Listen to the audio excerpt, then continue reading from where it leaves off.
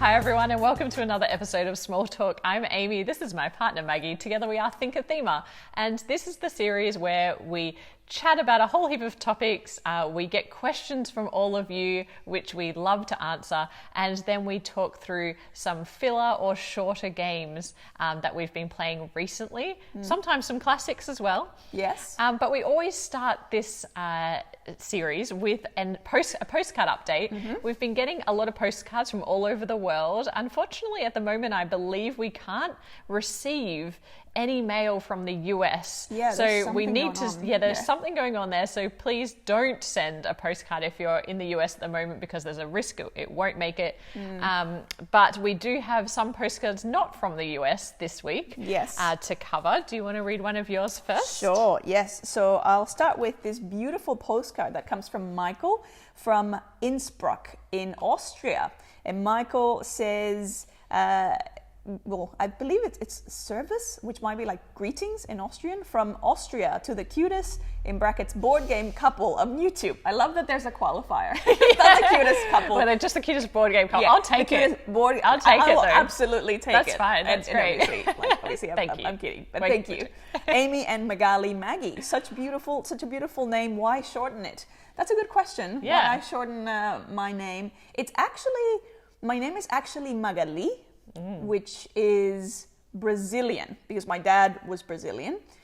And when I came to Australia, or even when I was in the United States, it's harder for English-speaking people to kind of wrap their head around it. So there's a lot of like, what's your name, Magali or Magali? And my mom is Magali, and so it's like, oh, is it Magali? Isn't that cute though, that your mom is Magali and you're Magali? Which in Spanish, it always kind of sounds like Magali, sounds like the big version of Magali. So, that really kind of works. But yeah, so I think I started shortening it just because it was easier, but also because I always resonated with American or like Anglo culture. And so I actually really loved Maggie as the shorter version. And so I go by Maggie or Mags, depending like with my friends. And I actually, like even when I think about myself, I'll think about myself as Maggie. So that's, Really? Yeah. But at work, everybody calls you Magali. Yeah. Which is not even the correct pronunciation. Interestingly, the reason that happened was because when I started working, there were other Maggies in my professional circles. And so I was like, ooh, I can actually use my name as a professional differentiator. Because in Australia, there's very few. I'm the only Magali that I know in Australia. And so it was very easy in my industry for anyone to go, oh, Magali. Oh, that Magali? Yeah, because there's the only one Magali. So it was very eady to kind of stand out. So that was strategic at an early stage. But yeah. Good question. Anyways, that became an IAQ out of nowhere. But yes, so what else? Why enjoy watching and listening to you. Stay happy and have fun. Thank you, Michael. So much, that Michael. is a beautiful postcard. I've never been to Austria. I would like to go. I have been to Austria. You have? We've talked about this in the past. You've just been there briefly for work. Yeah, for work. Yeah. As Magali, as Maggie. I have two postcards from Xander. So thank you so much for sending two postcards, Xander, from Finland, or which I just learned is not called Finland by Finnish people. What? It's called... What's it called? Suomi. Suomi? S-U-O-M-I.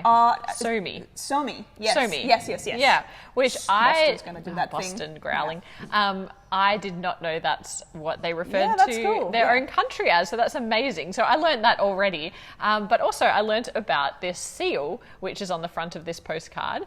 Super cute. Yeah, which lives in one lake in Finland. In the whole world. It's called the Saimaa seal, and Xander was lucky to be able to see one, which is really cool. And also when Xander was writing this, which was on the 6th of October, if we're trying to work out how long postcards take to get to Australia, it's about 3 weeks, I think.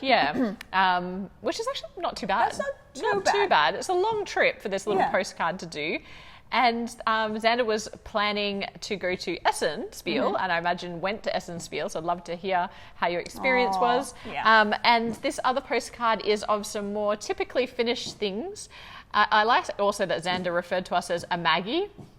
A Maggie. That's our couple name. Couple name, love it. A Maggie. A Maggie. And this has the Finnish fort and their Tuomio church. I definitely pronounced that wrong. But it says, when you come to visit and we aren't busy playing games, I'll take you there. Awesome. Lovely. Can't wait. Never been to Finland or Suomi. Never been there. Would absolutely love to go there. It's definitely on the list. I don't know why we haven't actually been kind of that far north in Europe, but I'd love to do a lot of those places in one big trip where we've got lots of time to like enjoy and see all the sights. But thank you so much for sending us 2 postcards. Yeah, thank you. And now my last one is from Mathilde, who writes from France. So Mathilde says, I live in France. As you see, those are not your typical French landscapes. These are really beautiful. Look at those like kind of yellowish fields. I don't know what that would be of, but like really, really beautiful photos. The area I live in is Alsace, very close to the German border, not far from the Rhine Valley. The Rhine Valley. Yeah, a perfect place to play viticulture. Absolutely. With this expansion, congratulations on your first year. Mathilde actually was one of the people who really inspired us or pushed us, that last push to try and get the videos into audio format, which is now what the podcast version of the ThinkerThemer is, which is really just our video, small talk and backchat as audio. So for people that just want to listen to them on the go. So thank you for the postcard, Mathilde. Thank you, Mathilde. And thank you for the inspiration and the support. Yeah, so that is all the postcards we have today, but we have got a lot of IAQs to talk about, but we also have been quite busy. So Maggie and I, we've talked a lot about the Melbourne lockdown, so everyone viewing probably knows more about the Melbourne lockdown than other people in Australia. Yes. But it's been a long lockdown and we're now out of it, so we've been gaming it like a lot. We've been trying to obviously get our own gaming group back together, but we've also been to a couple of events. Yes. We went to an event in the city with Meeple University that they put on.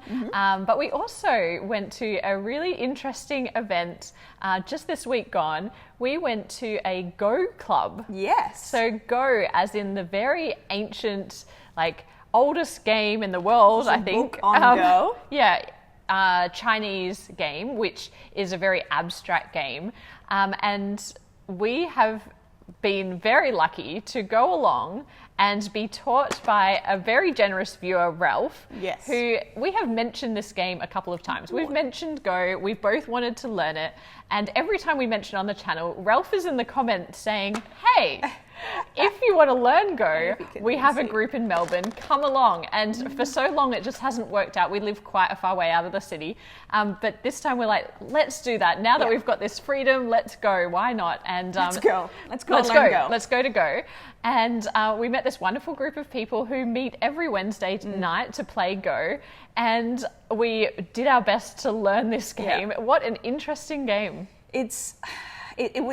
I remember saying that it's probably the only abstract that I am interested or intrigued to learn more about, and that's because I watched what was the documentary called? I can't remember what the documentary was called, but a documentary about when they have the machine that is they're trying to kind of create an artificial intelligence to be able to win the game of Go. Which really it did eventually, didn't it? Spoiler. Oh, well, I think most people know that. I haven't watched the documentary. I haven't watched it, but I know that, so there you go. Yeah, it's actually on YouTube. I think it's free to watch. Okay. That's how I ended up watching it. But the interesting thing about this game is it officially the oldest board game? I think it might be. Yeah, and it's so simple, but because all you're really doing is you've got this grid, and obviously someone plays as black and someone plays as white, and you have these beautiful little, what would you call them? They call them stones, which are actually really, really nice to the touch, really. Yeah, so you can get all different types of them. Sometimes they're plastic, but I think originally you try to go for the shell and the stone kind of. Yeah, and so it's actually really nice, like to the touch. And it's just one at a time, like you're putting one stone in one, and it's part of the grid. And what you're trying to do is and I'm probably going to butcher this, but you're trying to gain, kind of control different areas. So it's like an area control or territory sort of. Well, yeah, because in its simplest form, you're trying to not let the other player surround your pieces, because when they surround your pieces get taken off the board. Yeah, but captured. What actually the game is about, because this is what intrigued me so much, is that is a very simple concept. Don't let yourself get surrounded. Yeah. But what happens over the course of this game is that you start to have to think far in advance about like not getting cornered, not getting cornered into a position where you could be taken. And what is so incredible about watching Go players play is that they know when they have played out their game quite a few steps before it actually happens. And so what happens is they concede areas on the board. So as soon as you've kind of conceded that you can't win in that space, you actually stop placing pieces, and it's just this common language of, I got you there. But what's interesting is, as a new player, it's impossible to see that. It is very, very difficult. Yes. And it's also very difficult to see how to get yourself out of that situation before it happens. And so what then comes into play is these tactical responses to someone's move. So I'll place a stone down, and if I was an experienced player, I'd be like, okay, well, in 3 moves you might capture me here. So I need to build out a shape. And so they think about the board in different shapes. Incredibly complex. I struggled so much trying to learn this game. It's easy to learn in terms of like what you're doing is very simple, but the actual strategy all you're doing is so complex. Placing a piece onto the grid. That is all you're doing on your turn. And so it's incredibly interesting. We were chatting to this group who obviously they meet a lot, they play a lot, and asked them how long they've been playing the game for. It was well in excess of 20 years, and they still referred to themselves as beginners. And I was like, oh, I've got no hope then. No hope. But I think if you really wanted to be an incredible Go player, you would have to just perfect it over a lifetime. What was also really cool is Ralph brought along some of the books in his collection. He has a collection of 150 books about the subject. I didn't even know there were that many books written about the subject, but I'm sure there are many, many, many books. But just so incredible to go along to this group and be welcomed so generously. And then, explaining all the different concepts, which I'm so sorry we couldn't grasp them very quickly, but it was just such a nice introduction to the game. And then Ralph generously gave us an old set of his. Gifted us this set. This Go set and the book as well. And so it's definitely something that we want to dig deeper into. I'm so surprised at Maggie because obviously you don't normally like abstract games. And the thing that attracted me to this game was, again, from watching the documentary, this whole concept of like you approach a game of Go the way that you usually approach life. And so I was like, intriguing. Okay, well, I'll check it out. And I feel like you probably do with any game that you play. You're gonna bring kind of your own thing. That's true. But with this one, it was really interesting to see how, like, as we started playing our first game, I very much went into like, I'm going to protect this little thing, and I went into defense mode and protection mode, which I'm very risk averse. So that was very, and of course I was like, I'm going out into the board everywhere. I'm going to do this. I'm going to take over all this. So that was interesting because it's like, that's very much the way that we kind of tend to approach things. But then when I was playing with, we kind of got paired up so that we could kind of learn from someone who was a bit more experienced.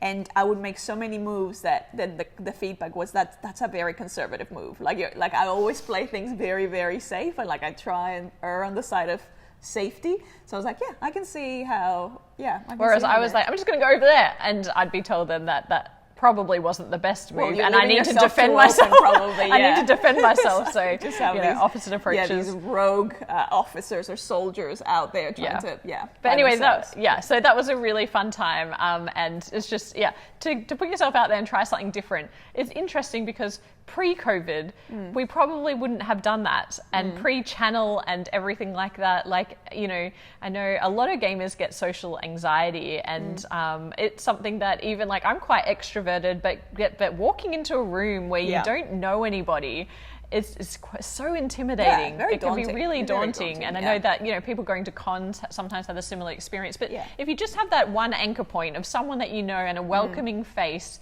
it's amazing how like that whole world can kind of be opened up to you. And that's what I love about board gaming and it's made me so much more aware of like bringing people into the hobby and allowing them to kind of sink in a very safe kind of environment. Anyway, so thank you, Ralph, for introducing us to Go. That was so much fun. And we do have some other topics to talk about, which are questions around some IAQs. So thank you, everyone who sent in questions again. But I have one from Anne, which I enjoyed and reflected on already in my mind. It says she doesn't want to spoil the magic that goes on behind the camera, if there is any, like any movie magic. Yeah. But we seem natural and chatty. How much of our content is scripted? None of it, really. Like, we know what we're roughly going to be talking about in terms of, you know, like, obviously we know what games we're covering. You know what questions you're going to ask me. I don't know what questions are going to be asked. Yeah. When we do a review, we know that obviously there's going to be a how to play it.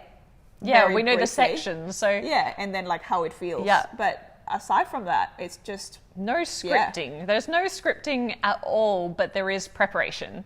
So so we do prepare in terms of, it's interesting because I was reflecting on this and I was thinking, like, right now there's games sitting here and Maggie and I have not discussed who's going to talk about which game. No. And so we kind of just go, we're very good at just, I guess, you know, we've been together for 10 years. So we kind of jump in for each other and, you know, if one of us has something to say, it's kind of like the dynamic between us is such that I know if Maggie's got something to say, I'll just go be quiet, which sometimes I don't. Sometimes I just talk.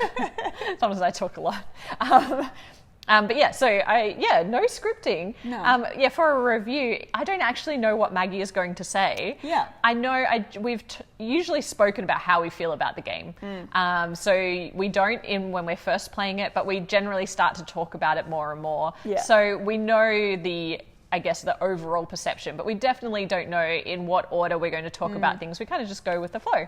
I think the most scripting I will ever do is if I'm playing a game that I know we're probably not going to review for a while, and I'm doing like the solo version, for example, I'll make some notes for myself of like this thing, you know, like I found this about this element, I enjoyed this element, I didn't really gel with this, and it's more like just those dot points for me to like remember, oh, that's right, that's, But I will do that sometimes too if it's a big review, but it's more just not who's going to speak when and what we're going to say, but more exactly just what like, we're going to say. Just a reminder of like, remember to mention that thing that was annoying, or remember to mention that thing that was super fun, because I have a terrible memory, so. Oh, I'm the same, like really very much like a goldfish. I do not remember a lot of things that happened even yesterday. It's like my mind's like, not relevant. Let's move on to something else. But, you know, we do actually do a lot of presenting for a living. So we both work in fields where we do, we've taught before and we do a lot of speaking. And so I guess that really helps just to be able to actually, and also we just love games. So it's just so easy. It's a topic that we could go on and on about like we are right now. Okay, so back to the questions. Thank you, Anne, for that question. Yes. Olivia asked, do we usually buy a playmat if it's available, and how do we store them? Yes is the answer. Amy can't help herself. No, that is not true. Really? That is not true. It feels like that to you, but that is not true. I have some quite specific rules around when I will and won't buy a playmat. Yeah. I do love a playmat. Like, I really love them. They do tend to enhance the experience, the play experience. Yes. Yeah. But if it's €1, I am less inclined to buy a playmat because it comes with a board where everything already has a place and a reason to be there, and everything is neat and tidy. When I like to buy a playmat is if the game is card based, and so I really struggle to get cards off the table. There's no sense of like where it goes. It's not so much about picking them up for me actually. It's for picking them up. For me it's about organization. Right. So I like to have a discard pile. It reminds me of how to set up the game as well. And the other thing is, if it's a board game where normally there are multiple like sideboards and things, I like to have it all contained in one, so you don't have to worry so much about have I got that board out and this board out, like when it's all bitsy. Yeah, so for me it's all about organization. Can you think of the top of your head, and I'm putting you on the spot here, can you think of a Euro where that offered a playmat and you're like, I can't really see? Yes, absolutely. So Legacies was a Kickstarter, and they offered a playmat, which now they've shown photos of the playmat. I do have a little bit of FOMO of like, oh, it looks so good. Classic. But the board itself is actually a dual layered board, and I would rather have a dual layered board than a playmat. I would agree with that. Because the playmat is actually identical in terms of all the sections and everything, I think. So I'd rather have the board in that. In that scenario. But one where, you know, the recent delivery of Ankh, I did get the playmat, and that's because the playmat actually takes into account everything for the expansions. And so then you get to have everything in like one board, which you wouldn't with the base game plus the expansions. So I like that. Okay. Organization. That makes sense. Yeah. How do we store them? Ooh, well, that's touchy because this is what annoys Maggie most. Well, I've started to. I love that idea of like storing them like with. Almost like you're hanging clothes in which is what we're planning on doing. We just need to clear the space. One of those hangers that have the clips, the soft clips, so that they hang. That's not how we're doing at the moment. They used to just be rolled and propped in a corner or like sitting on top of something else. At the moment, the solution that I'm most comfortable with is I roll them. I use one of the little plastic bags to almost like block an end so that they don't unfold. Oh, yeah, that's clever. Yeah, and then I put them in a drawer, so they're just actually sitting in a drawer lengthwise. Maggie's the tidy one in the relationship. I enjoy. Even though I like that organizing and that. Ooh, that's weird because I like the organization of the board, but in real life I'm like a tornado in terms of like mess creation. Yes. I don't even see it. Like I'm not a dirty person, but I'm a very untidy person. Yes. It's one of those, like, you can see a trail of Amy, you know, it's like going, why are there socks all the way around? It's like the breadcrumbs of where Amy went as she, like, took shoes off and socks off. And Maggie is very patient. That's fine. Xander from Somi has asked, I like how Xander says we talk so much on here that it should be called big talk. Long talk. Yeah, long talk. It's so true. Yeah. How do you overcome a big setup of a game when you're only playing by yourself? So when you're playing solo, how do you get over that mental barrier of actually having to set up a whole game just for you? That is a very good question. I think probably the first thing is, actually for me, there's an anxiety around the table space that this is going to take and how long I'm going to be taking that space for, because the amount of time that game is spread out on that surface means that we can't do anything else on that surface. We can't eat on that surface. We can't play anything else on that surface. We can't, open a box. And so it's very much I need to be sure that I'm going to commit to this. Like, my desire to play that game has to be strong enough to go, I've got the time, I've got the desire, I can commit to like getting it all out, playing it, and then packing it all up as soon as possible so that it's not occupying that real estate for too long. So I love the concept of the wall of awful, which I use in general. I use it for work. I use it, when I'm like talking to colleagues. The wall of awful is like when you have something big that you're dreading. So it's like that wall of dread. And I picked this up from YouTube. Like, it's sort of, this video targeted me at some point where it's like this little hack of you just tell your brain, and you genuinely mean it, I'm only going to do 2 minutes of this task. And I use it with like editing. Sometimes if there's like a big thing that we need to edit, I'm like, oh my goodness, it's going to take me forever. And there's like everything else seems very appealing. It's like I'm just going to do 2 minutes of it just to help set it up. And inevitably, at least this is my experience, when I start doing it, I'm like, no, this is actually not so bad. Like, once I'm in the flow of it, it's fine. It was just that initial sense of the wall of awful. So I feel like it's the same with this. As long as there's enough desire to, and I know that I have the time and the desire to get through that game and be able to pack it up, once I start setting it up, it's like once I kind of get out the main components, I'm good. I actually really enjoy fiddling with, the little bits and pieces and getting them to the right places or packing it up. Like that bit I actually really enjoy. Yeah. Is it part of the quiet time? Because when you play solo, it's generally like, I've gone to bed. It's mostly late at night that you play solo games. Yeah, sometimes I even enjoy that like organizing bit more than the game itself. It's like when I'm playing the game, like I'll be like, I'll take a shortcut in terms of like, this exchange, like this resource got exchanged for that resource, and like I'll do the mental calculation. But when I'm actually packing things up, it's like, so this is going to go here and this is going to go there. Oh, the pack up. But what about the setup? Yeah, same with the setup, because you're still sorting things into. And what's a game that has a long setup that's still worth it for solo? Well, the first one that comes to mind is Feast for Odin. Because that was in your top 10. Yeah. It's my number one solo. Yeah. And it's so, there's always so much.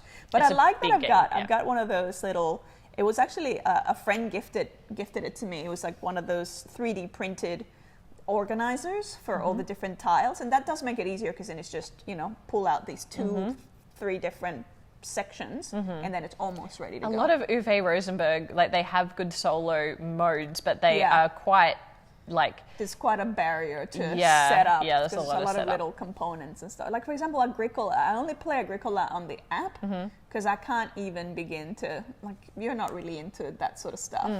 And so we don't actually own a physical copy of Agricola. We have Caverna, but again, it's like there's just so many little components. There are so many components. So I feel like having, and that's where having good inserts that can double as, you just pull them out of the box and it's ready to use as a, what would you call that? Like dispenser? Like a token dispenser? Yeah, just having everything organized and ready to go. Yeah, that helps. Yeah. But yeah, I don't think that's a huge barrier for you. If you want to play a game solo, you're just... the biggest barrier is the time. Like knowing that I've got enough time to get through the game and then pack it up. Yeah. Yeah, so thank you for that question, Xander. Yeah. And then Craig asked, because this is quite topical, do we like Halloween activities and do we wish Australians were more into it? Interesting. In Australia, if you don't know, we don't really celebrate Halloween. It's not a big thing in the way the US does, certainly. Yeah. But it does happen, and you know, we did prepare by having some. Well, look, Maggie said we had to prepare in case some children came to our house. It's never happened. Doing trick or treat. It's never happened, but every year Maggie is very prepared. We need to make sure we've got Although I think half of them were gone by the time it would have been trick or treat time anyway. So yeah, but we, you know, in the past, probably when we were a bit younger, we'd go to Halloween parties and things like that. But it's usually house parties. Like I think in Australia, it's like a house party with a Halloween theme. It's just an excuse to have a party and get dressed up, isn't it? So not as huge here. I still enjoy it, and I would love to do it in America one time. I think that would be amazing. Just to experience the that. mood everywhere. It's like it's so it's very thematically immersive. It is very thematically here immersive. It's like, you know, you might see one plastic pumpkin somewhere, and one house might do the cobwebs thing outside, and then that's sort of it.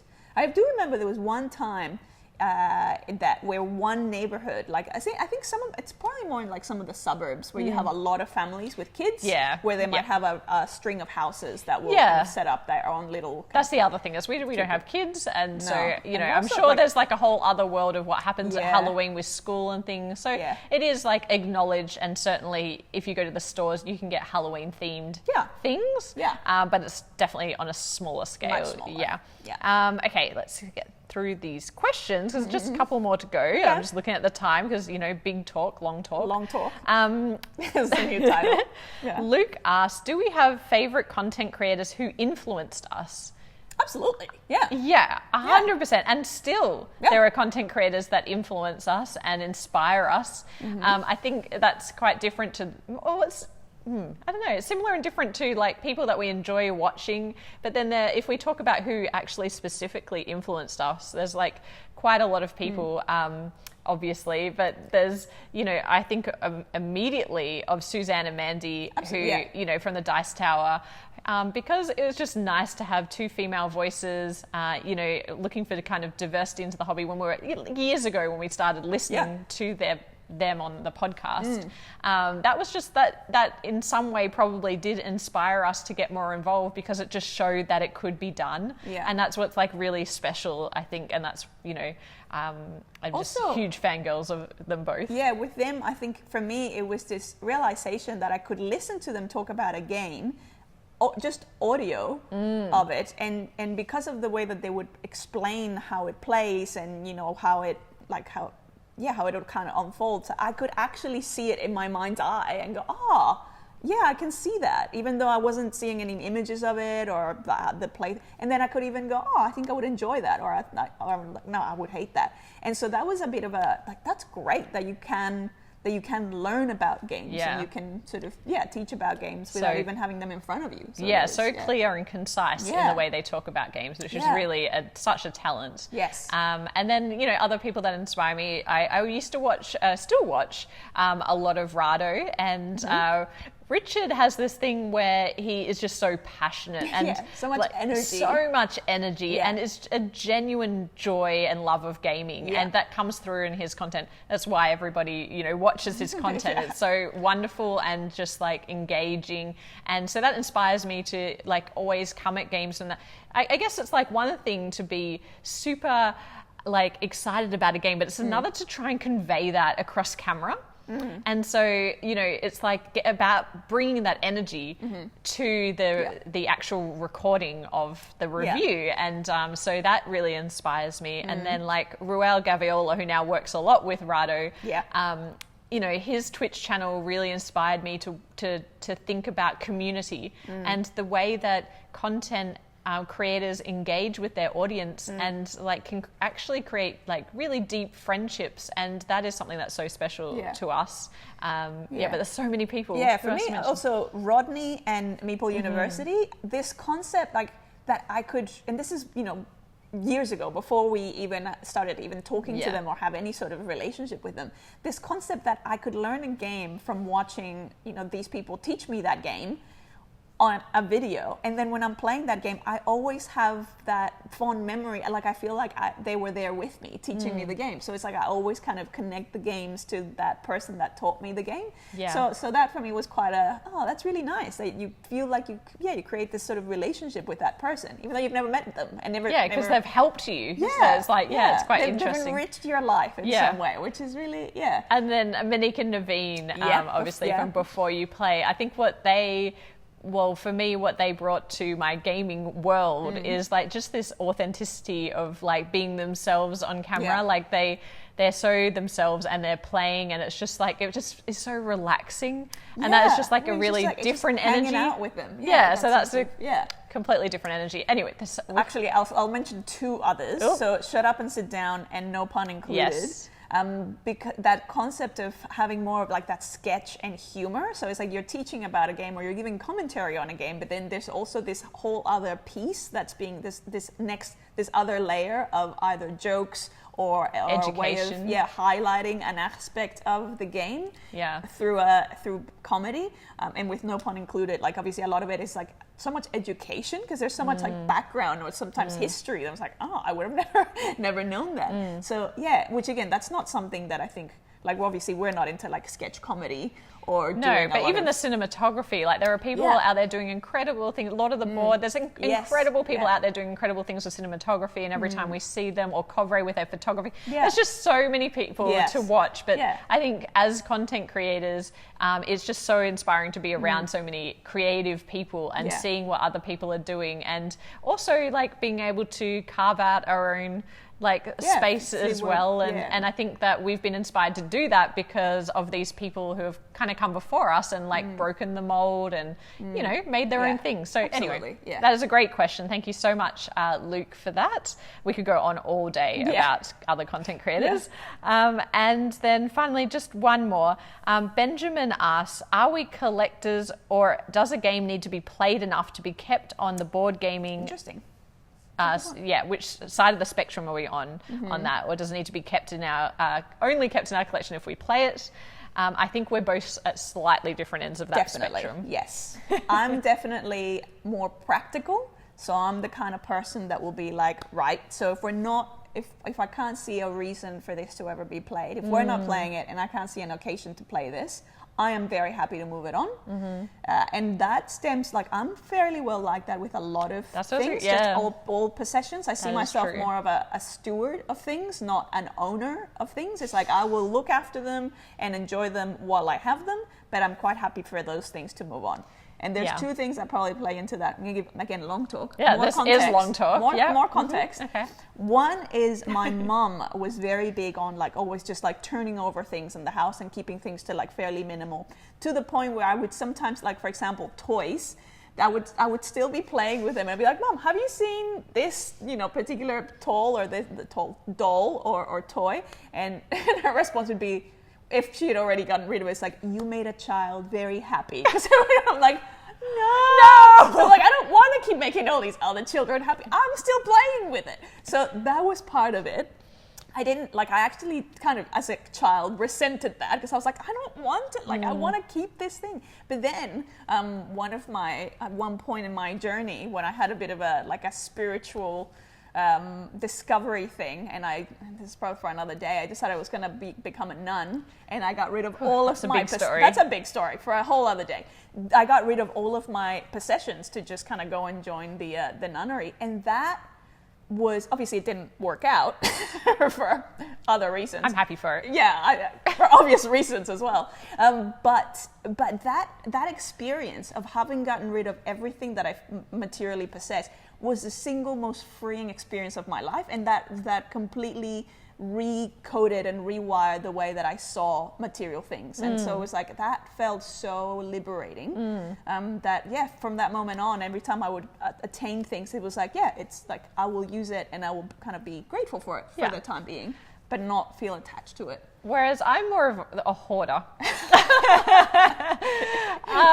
And obviously there are so many things that play into that mentality, but we didn't have a lot when I was growing up. When we did get something, it was like very special, and my mum was incredible. She always tried to make sure we didn't go without, but we looked forward to something that mum would have on lay-by, or is that what they call it overseas? But when you have something that's at a store and you're paying it off. Lay-by from lay-by. And so we would choose something, and then there was all this like anticipation of being able to get it because it was like for a special occasion. And so I was really attached to my stuff. The stuff that I had, I was very attached to. And also I think my mum is very big as well on like having things that are memories.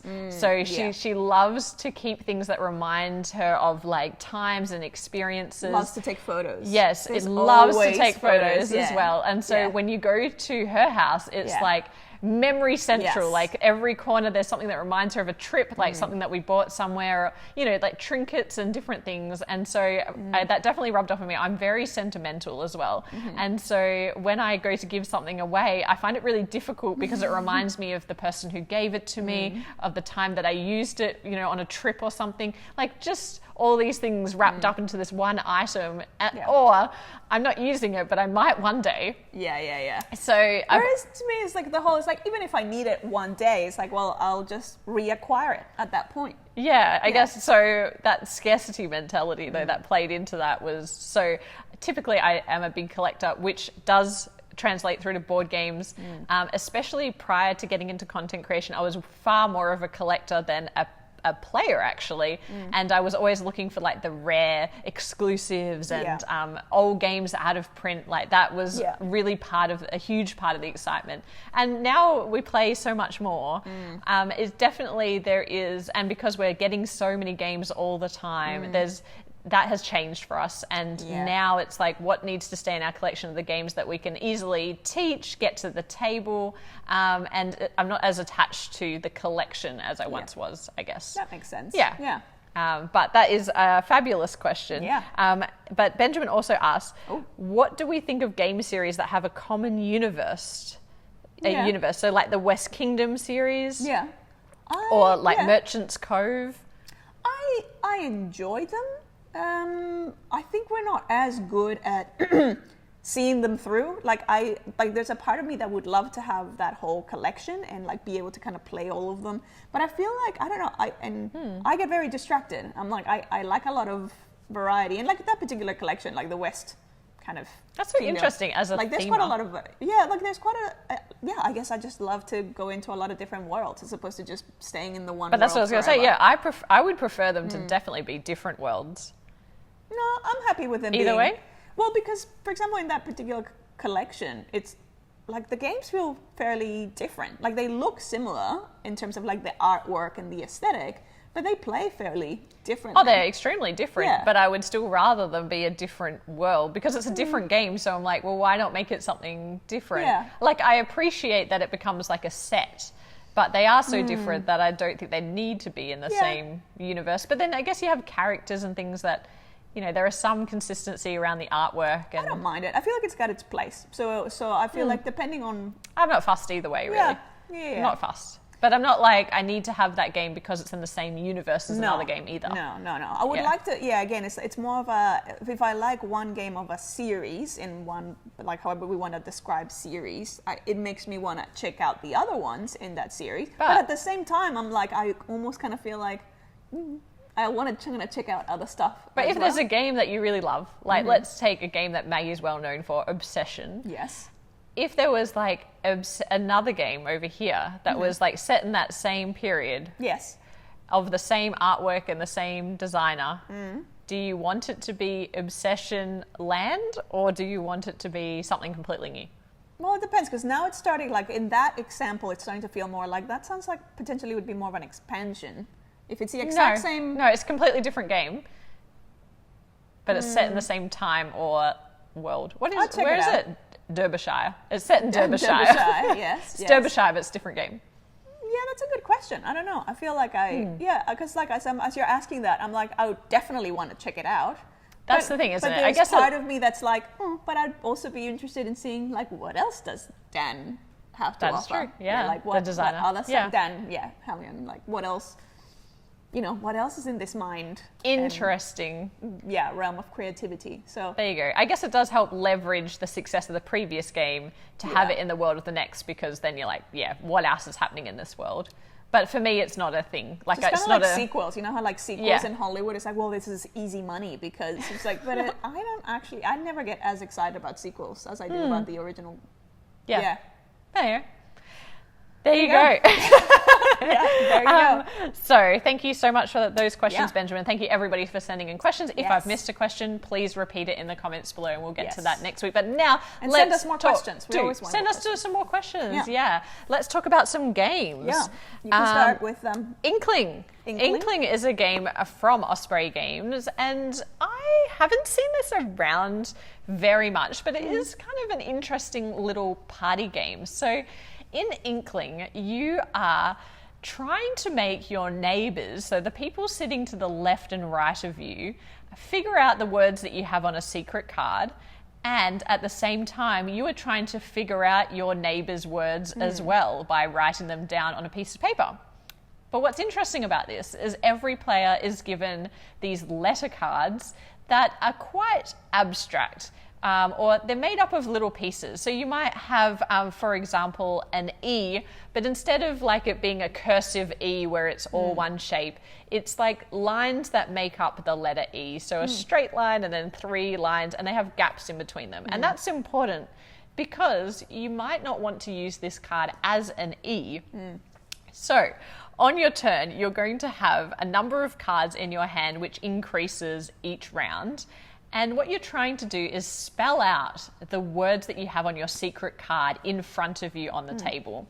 But you're going to have to manipulate the cards that you do have into different shapes. So, for example, you might have an I and you might have an O. But when you place them onto the table, you might want to try and make a P by putting those cards next to each other such that it looks like there's a P and not an I and an O sitting next to each other.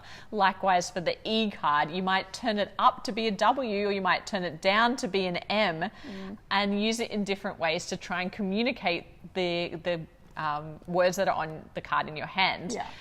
You can also skip letters, you can spell things wrong to try and communicate what's on that card. And that's basically the game. It goes on for a number of rounds, and you've got points on your you've got words on your secret card that are worth different amounts of points. So obviously the harder the word is that you're trying to construct, the more points that your neighbours are going to get for correctly guessing it, and then you're also going to score points for the ability of your neighbours to guess your words as well. So yeah, it's my brain does not work like this. It is really challenging. Yeah, it's quite challenging. I really struggled, and then it meant that it kind of impacted my enjoyment of it, just because I'm not. Because my brain was just really struggling with kind of going, how do I use this to make this word or that word?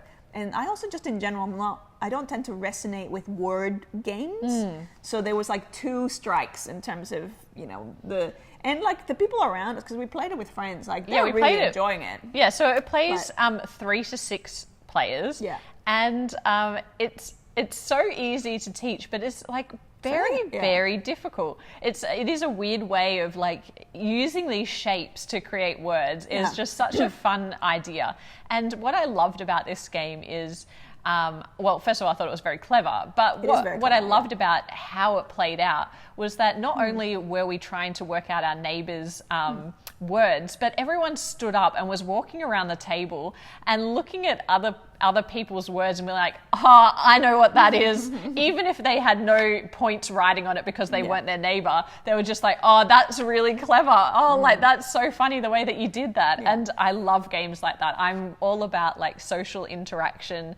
And I thought that this was really clever. I also thought it would be a great one when you've got a group of people who are gamers and non-gamers, because it's just a word game. It's like light and kind of like this party game. Yeah. But it's actually quite thinky, and it just creates a lot of conversation. And the other thing that happened is that throughout the game, people who were trying to guess people's words from across the table when it meant nothing to them, they were like, oh, take a photo of that. And later, I want you to tell me what that was, even though it means nothing to me, because people were that engaged with the puzzle. Yeah. And I thought that was just really cool, the way that came together. And, you know, again, Maggie's not one for like party games, but I thought that this was all like... word games. So all word games. Yeah. But I think for what this is, actually a really clever little game to take to a gathering, a family gathering, or like an event or something. So that is Inkling. Yeah. Now the next game. The next game is Gangster's Dilemma. You actually probably know a lot more about this because you actually did the research into the, what is it, the prisoner's dilemma? Well, I was telling Maggie about the prisoner's dilemma, which obviously is, it's a concept that is about a game that is played out when both parties have the option to cooperate or not. And that there's a different level of penalty involved if both, basically, if there are two prisoners who have been arrested and they cannot talk to each other, they're in solitary confinement and they're being interviewed by the police, if they both have an opportunity to stay quiet and get a lesser penalty versus if one of them talks, one of them will get to go free, whereas the other one will get a harsher penalty. That's called the prisoner's dilemma, where you can cooperate if you both choose to. By yourselves, but rational human behaviour would suggest that we're all self-interested and we should take the option where we actually, you know, rat each other out and be able to get off scot-free for something that you've done by throwing the other person under the bus. But what's interesting, I think, about this experiment is they found that people should be rational and self-interested, but in this example, or in this particular game, most people will actually err towards cooperating, which is interesting. Like so it's all about your willingness to take on risk. Yeah. But so in Gangster's Dilemma, we all play as different gangsters, and as we the aim of it is essentially to get to a particular number of points, which is kind of the equivalent of money. I think it's like it's money ultimately.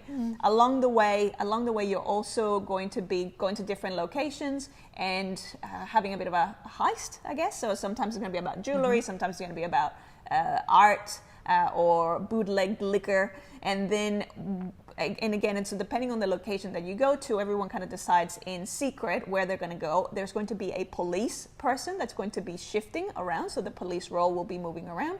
And again, so it's a surprise where the police will end up going to and where the gangster will end up going to. And if you obviously, all the gangsters that end up going to a location where there's no police, then they can just get loot that the loot. place, and, you know, live happily ever after, at least for that round. But if you happen to go as a gangster to the place that the police went to, there's going to be an arrest, and that's where then you have an opportunity. A gangster's dilemma. A gangster's dilemma, where you get to decide whether or not you're going to, stay quiet, or rat people out, or bribe the police as well. And so depending on what you decide, you're either going to, again, like, it's that whole thing of if everyone kind of cooperates and decides on the same thing, it's usually going to be a good thing for everybody. If everyone but one person does it, then that one person will often be, if there's one person ratting the team out. So what happens is everybody has a token that has either a secret, like stay quiet side or a talk side. And everyone puts that in their fist and holds it out and reveals. And the question is, will you all stay quiet and therefore actually get to leave with your share of the loot? Or will you try and take all the loot by being the one person, who actually talks when other people stay quiet? So it's kind of an interesting game in that you're trying to predict what the other person's going to do, but what you've got to lose is everything that you've collected in the game so far. So everything that you own is actually going to be taken by the police officer if you end up getting arrested. So there's a lot at stake, and then you're relying on the other players around the table who have also been caught by the police to do the same thing as you. So it is that classic prisoner's dilemma in a game, Gangster's Dilemma. And this is by Eagle Gryphon Games. I think I picked this one up as part of a Kickstarter with another Eagle Gryphon Games product. And it's interesting. I really enjoy that it is based on the prisoner's dilemma. I think that part is really fun where you all reveal at the same time. But what I found with this game is the way the game plays out is you go location by location, and anyone who's at that location, you kind of play out whether they get the money or whether there's the police are there. And it can kind of drag a little bit because then everybody at each location gets the opportunity to buy a card using resources, which is the way you get points in this game. So I think it's like Gangster prestige points or something like that. And so it just starts to, because you're stopping at every location every round and you don't really care about what's happening at every location, just the one that you've selected for that round.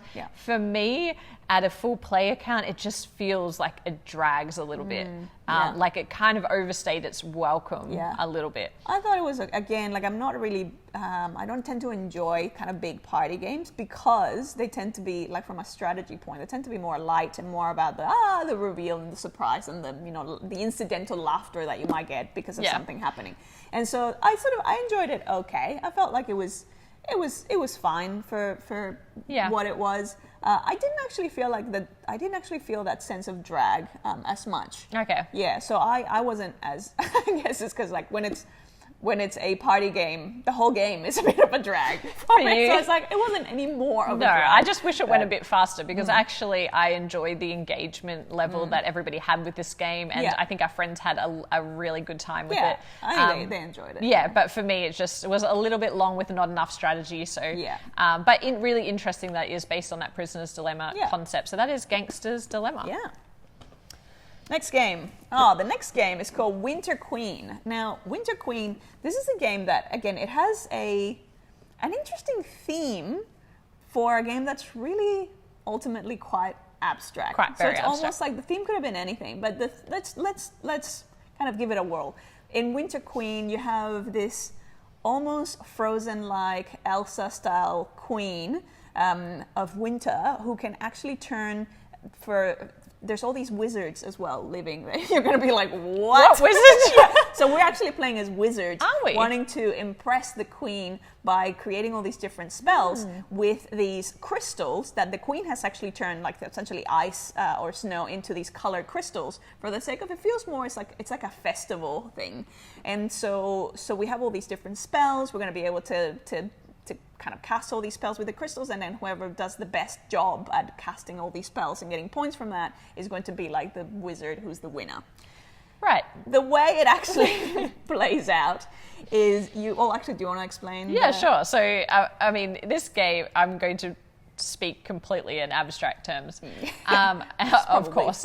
But mechanically what you are doing on your turn is you are drafting one of these crystals from a central pool of crystals in a 2-player game that is from 3 different, what would you call them? The holders. I can't remember now what they're called. There's just 3 holders that each hold 3 crystals, and you are choosing a crystal from those sets to either play onto the board or to put onto one of your spell books. In a multiplayer game, a game with more than 2 players, you are engaging in that selection from sets of crystals that sit between players, and so you're always thinking about the player on your left and what they need, and the player on your right and what they need.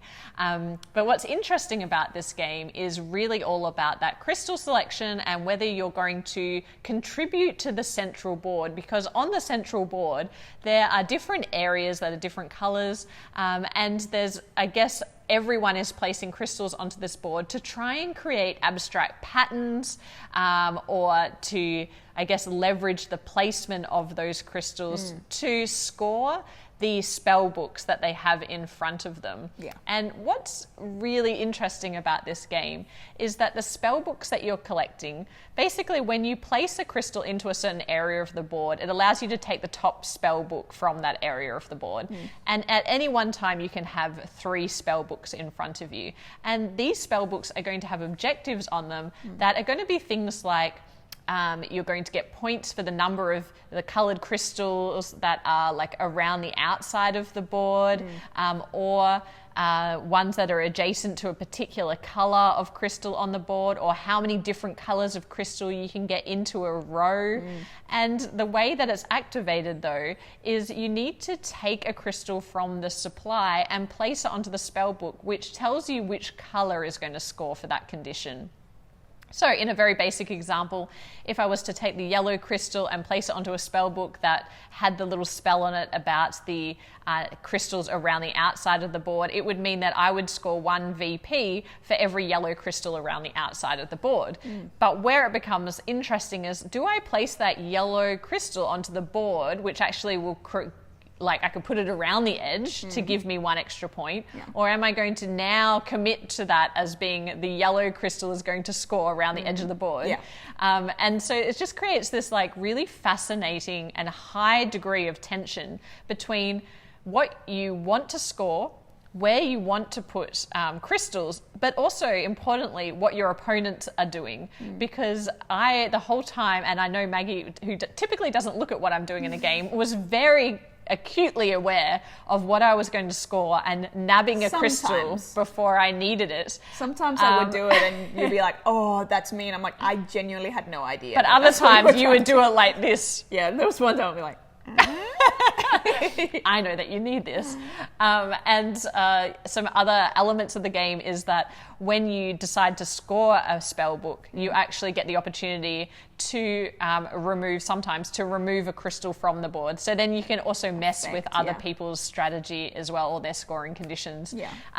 This game really surprised me in terms of its level of crunchiness. I thought this was really clever. Yeah, and it's a very strange choice for a theme, because again, it really doesn't matter. Be misleading, because it's like looking at the cover, it's like you almost sort of think of like, like immediately my mind goes to like Disney princesses and queens, Disney queens, and again, like I gave that example of Frozen and Elsa, but then when you're actually playing it, it's actually really thinky and quite abstract, to the point where like I don't think most kids would enjoy this. Like it's actually a couple of layers above what, it's not a simple, like it's easy to learn and easy to play, but there's a lot going on. There is a lot going on, and some of the scoring conditions are actually quite difficult to wrap your head around. I will say that the player aid that comes with this game I wish it was a little bit better. I wish it was a little bit clearer in terms of the scoring conditions, and there were little things that could have been that could have been added just for completeness, because there were a couple of times we had to refer back to the rule book where I thought a little bit of extra on the player aid would have like really helped clarify that. Definitely helped to have the player aid, but that player aid could be a little bit clearer. Could be better. And some of the language is a little bit convoluted in what what's going to score and what you're not going to score. And so I hope that hasn't held this game back, but the underlying premise of what you're doing in this game is it is really clever. And it's a game that, like, Maggie and I played this 2-player, and it's a game that I would like to play with you 2-player more. It's enjoyable. There's enough interaction to keep it interesting. I would say even the interaction is not that mean. Like, there are moments where it's like, oh, that was mean, or that, but that doesn't happen that often. Yeah, so and it's there's not usually like the opportunities to make up points anyway. To mitigate against that. Yeah. There are a couple of expansions. There's 3 different expansions that we had tried out with this game. One of them is where you basically get a little extra player board that gives you the opportunity to score points with your discarded gems. I really liked that little tiara expansion. I thought that jewelry. was like, I think I would always play it with that expansion. Yeah, it gives you like another layer of points where usually you just discard those crystals. Yeah. This way you have another mini game. It's a little bit of push your luck in that little game itself. But it doesn't really impact anybody else. Then there was like these bonuses that you would get where it's like a kind of like a way to break the game. Every time you place a gem out, you generate a power that you can use once. Different colors. Didn't like that. Didn't think it needed it as much. Didn't think it needed it. No, I can see how it adds another little extra layer of something, but I probably wouldn't play with that. Yeah, without that one. And then there was the solo. Yeah, there was a solo mode, which again, it was very, very simple. I love that there's no like, you're not playing with an AI, you're not facilitating anything else. It's really just you have different the set of tiles that you use for the spells are unique for the solo game. So you've got those sets of tiles, and obviously there's a more limited number of crystals that you're playing with. So you can do, you still are trying to get the most points that you can, because you know exactly how many crystals there are, and you can sort of see the ones that have come out already. You can do a bit of crystal counting, and you can actually be a lot more strategic in the sense of you have a lot more control over at what point you play what things and the timing of things, because no one else is going to be stealing things from it. Interestingly enough, I found that my score playing solo was consistent. Like whenever we played 2-player, my score was consistently the same and very close to that. That same. Whereas yours kind of was a bit more volatile, and then sometimes you had like really great games, and sometimes you had like a closer to mine or like even lower. When I played solo, again, it stayed very consistent to the score that I usually get, which probably says something to my strategy. Also, our scores were extremely close every time we played to each other. And even when we were pursuing very different strategies, which is kind of interesting as well. So the other thing with the solo is it plays really well, because you're pretty much just playing the exact same game. And it plays super quickly. So at one point I was like, this is actually happening really, really quickly. Let me time it. And I think the last game that I played, when I timed it, it took me 5 minutes. Wow. I can't think of another solo, and I wasn't like rushing. I was sort of playing at my speed. I can't think of another solo game that you can genuinely play. And again, like it's a game that you can play multiple times trying to figure out, okay, how do I get a better score than this? So I think the only reason that I wouldn't play this more is because, again, it's still an abstract game, and I do like a bit more of a thematic experience. But for an abstract game, I can totally see myself playing this, or if someone, like, this is something that I think would fit really nicely in a board gaming day, because you can just have it set up in one corner, and you can even be waiting for other people, or while you're waiting for another game to start, like you can play with other people or by yourself very quickly. And it can be one of those, if you're waiting for other players to join you, and you have your little sign of players wanted. You can actually just play a quick solo in the meantime. So I can see a lot of uses for this. It's surprising because, again, like I think the reviews have been a bit mixed for it. So far. They have. Yeah, I've had some negative reviews, and so I was like very surprised by it.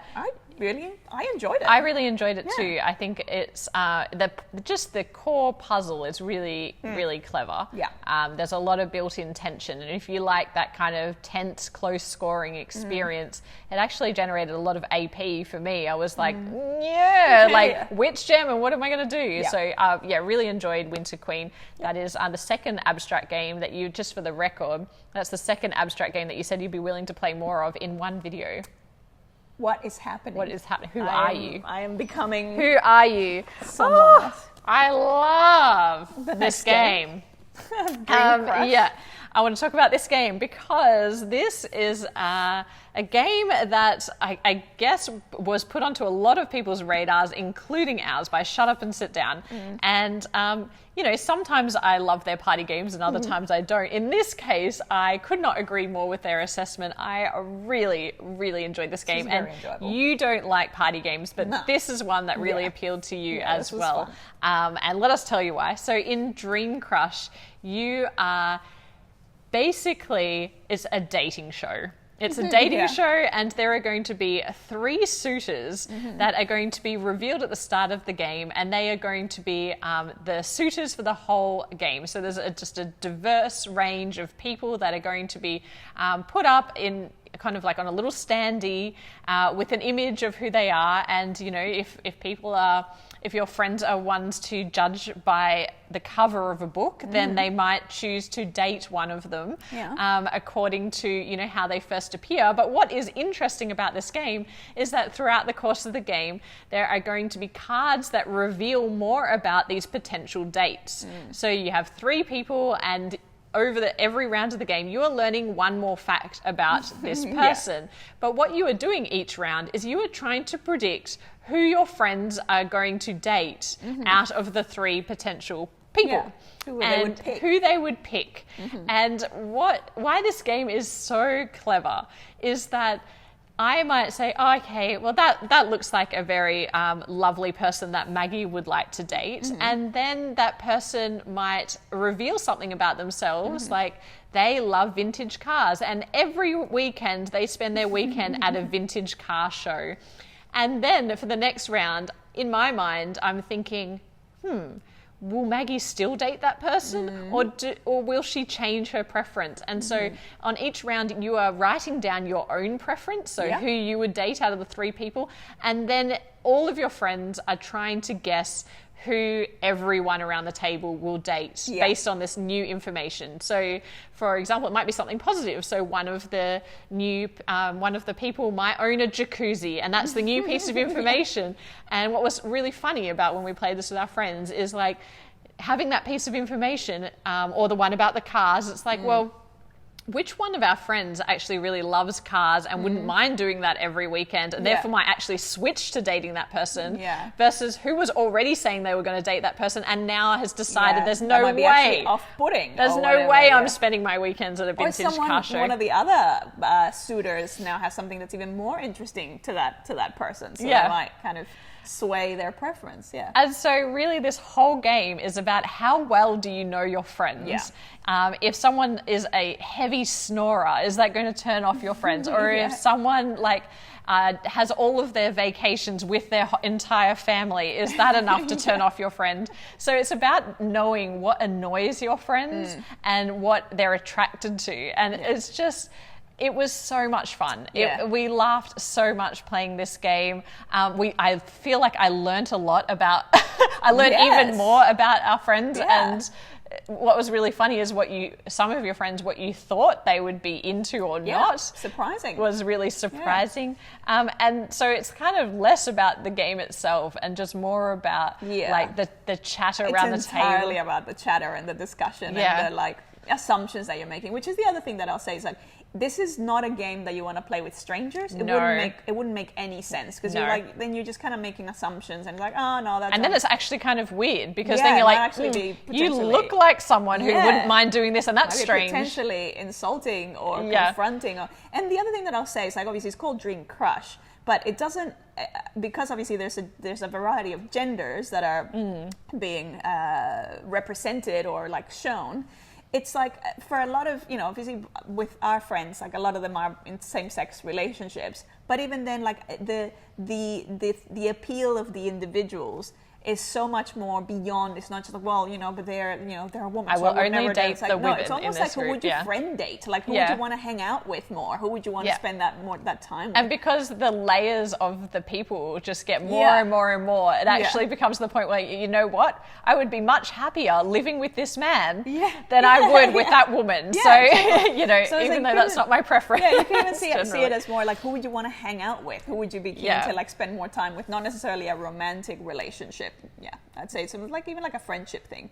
Even though there were some characters that as things unfolded, Amy was like, I feel like Maggie may leave me for this. Thought Maggie was going to leave me for one of the women in the game, because everything that was revealed about this woman was like, she writes poetry in cafes, and then she was like, she sells kombucha at a local community market, and I was like, I can't compete with this woman. Like, I cannot. It was actually really interesting to see, like, because like all the random little quirks and things that come out for each individual, it's like you really create this really three-dimensional image of who this character would be or could be. So I really enjoyed that. I really liked it too. Yeah. This is such a great game. Party game that I really enjoyed. But again, makes the most sense with people that you already play it know. with close friends or family, as long as you don't mind talking about who they're going to date. I think it's just like really, really funny and fun. Yeah, this was great. And in each round, you also reveal an occasion or like a situation. Yeah. And that doesn't add as much to the game for me as much as the traits, but it does help some people kind of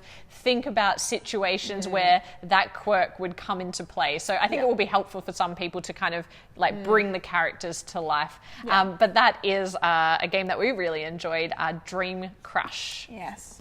And our final game is Radlands, which is, and again, you probably will have more background information from this. Well, it's one that we actually featured on the channel, and we spoke about why we were backing it. Or I think at that point, it might have just been me talking. Were you part of this? I think I think this was probably one of the first times where I started to become involved, but I was more chiming in on what my thoughts were of the things that you were backing. Okay. That was before we were both doing our own individual. So it's really nice to start to see some of those Kickstarter games come through since we've had the channel. And this is one that I was really excited about, even though it, at the time especially, was definitely not a style of game that was on my radar. This is a two-player only game, which is very much a head-to-head battle where it's all card play. It takes a lot of inspiration from Magic the Gathering or that style of game, where you are going to be using cards and kind of tapping them or in a way using their powers to be able to essentially destroy your opponent. And in this game, you are trying to destroy the 3 campsites that they have at the back of their player area. And in front of those campsites, they're going to be playing different people to basically defend or create a barrier to, for you to be able to get to those campsites. And each of those people that are played into their player area are going to have powers that are activated using water. And water is the main resource in this game and the thing that is going to drive you mad given that it's scarcity, because you only get 3 droplets of water for each turn, and you're going to need to distribute those against the different powers that you're able to activate, and also you need them to play new cards into your player area. And so basically this whole game, you are just trying to defend and attack, and there are also these event cards that get played as well that are like almost like a ticking time bomb. And it actually has that as the icon. It is a little bomb with a number. Yeah, so if I was to play an event that is quite powerful, it might actually take 3 turns before that event is going to come into play. Like progresses along with each turn. Which gives the opponent the ability to plan ahead because they know something terrible is going to happen in 3 rounds. And so they are looking at it like counting that down as well and preparing their player area. But what makes this game great is really the tension and all of the different powers that are available to you, because some of the cards are really powerful. Yes. The other thing you can do is play what's called a punk card. So on the back of all of the people cards is this fluorescent... All of the cards, really, On the back of... No, all cards have a punk on the back. No, just the people. People cards. Only the people cards. Don't make me undo the box. We'll put it an asterisk up. See who was right. It's all of the... Oh, you're right, because the event it's cards... The entire deck. It's the event cards deck. too. Yeah. No, but not the camp cards. Not the camp cards. Okay, this is really nothing to do with it. We're just having a moment here. A lover's quarrel. The people cards that have strong powers that are going to be defending your camps, they need to be hit twice for the most part. They can take 1 damage and they turn sideways, and then if they get hit again, they are taken out of the game and they're no longer defending your campsite. But the punks that get played, which are the back of cards that go in front of your campsites, they can only take 1 hit of damage and then they're destroyed completely. So they're like a kind of lesser disposable they're character. Kind of like lower level soldier border kind of battler, yeah, you just put defender. Front line kind of defender. Yeah. And so what's interesting is in this game you are going to be trying to attack from their front line of defense, and once you can destroy that, you're able to access their camps. But then also there's the water management, and then there's the events that you're keeping an eye on too. Yeah. And I really enjoy this game. I think it's a great 2-player experience. Yeah, I was surprised by this because, again, like, I'm not usually into battle. I'm not usually into that sort of player versus player attacking sort of thing, and that's all you're really doing with this. But I think the thing that attracts me to this is, well, obviously the theme is this kind of post-apocalyptic world where water is the only currency, because you need, like, water is the thing that you're protecting, and that's what your camp is essentially trying to protect, and that's why you're trying to destroy the other camp, because it's to try and kind of get their water resources ultimately, or thematically speaking. But you need water for everything, because that is how you pay things, how you activate things, and I think everything about the design of this, the aesthetic of it, the components, the cards themselves are really nice. The illustrations, all the graphics of everything, even the chips are really, I know that some people have had damaged or scratched chips. We were lucky that ours came fine. But like all of the componentry, and we have the mats, those yeah, so this is mats. the deluxe edition. So if you just got the regular edition, or if you're going to buy it retail, it's actually in a very small box, which is a lot of game in a really small box actually for a 2-player game. Whereas if you get this deluxe edition, it does come with an individual player mat, and they are beautiful. They are beautiful. They are gorgeous, bright, everything inside the box, the artwork.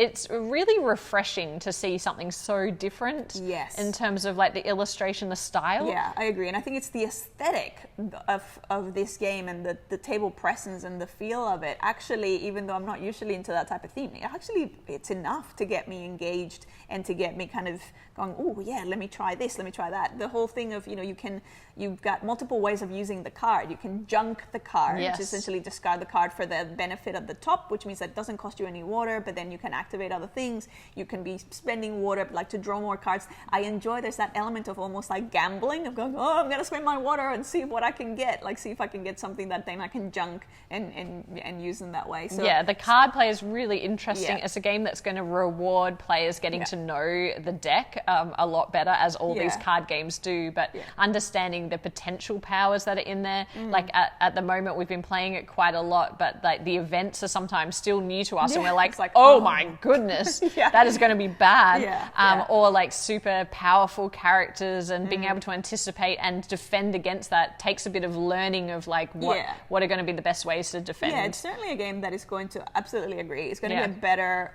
the more you play it and the more you kind of understand it. I don't know if it's the type of game that I'm going to, like, definitely wouldn't be the type of game that I've become obsessed with and play over and over again, because ultimately it is about kind of attacking, and ultimately Amy wins every single time. So, with every defeat, my sense of... I know, but I'm really enjoying it, and so I said to Maggie, I need to like lose some games so that she'll keep playing with me. Throw some games. I'm like, maybe I will still play. Yeah, but I also really love that the campsites themselves, which you have 3 of in every game, they also have powers that you can activate. Yes.